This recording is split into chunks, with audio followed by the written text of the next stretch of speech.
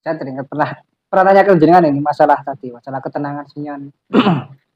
Tentang saya sering nonton film kan ya, mesti di salah satu karakternya kan ketika konfliknya sudah buntu, pemain-pemain di karakter itu kan mesti larinya ke Tuhan, entah itu dia pergi ke rumah ibadah masjid lah kalau dia Islam, ataupun gereja kalau dia Kristen atau Katolik. Menurut Jenan itu apa ketika main karakternya itu sudah buntu mengatasi konfliknya kok dia larinya ke Tuhan ataupun ke tempat ibadah gitu. Ya, itu siklus kehidupan. Termasuk di tokoh-tokoh Jawa, Majapahit misalnya, Gajah Mada kan juga meninggalkan ibu kota dan kemudian menyepi dan menepi gitu.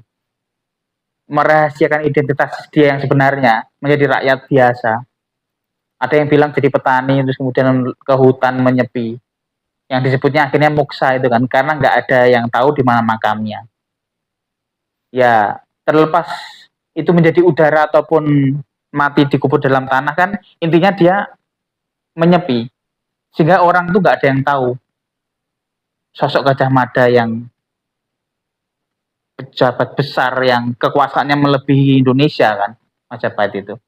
Tapi ya nggak ada yang tahu di mana. Itu salah satu cara untuk menemukan Tuhan gitu. Ya, spiritual seringkali kita jumpai seperti itu, baik dalam film yang dikatakan Mas Haris tadi. Namun itu ada fase memang, fase akhir ya, fase akhir kehidupan manusia. Tapi kalau fase-fase sebelum ke situ, ya tentu masih duniawi banget kan gitu. Masih target pencapaian, target prestasi, target marketing misalnya, atau omset ya kan. Ya ada fase-fasenya. Itu siklus kehidupan. Oh ya, kalau di Islam khususnya di Sunni di Sufi ya itu namanya uzlah, mengasingkan diri dari hiruk pikuk dunia gitu. Ya, uzlah. Sufi ya. Sufisme kan bahasanya uzlah, mengasingkan diri. Atau kholwat lah ya, menyepi. Kalau kayak dulu mungkin disentong namanya, kalau disentong ya, punya tempat persemedian lah.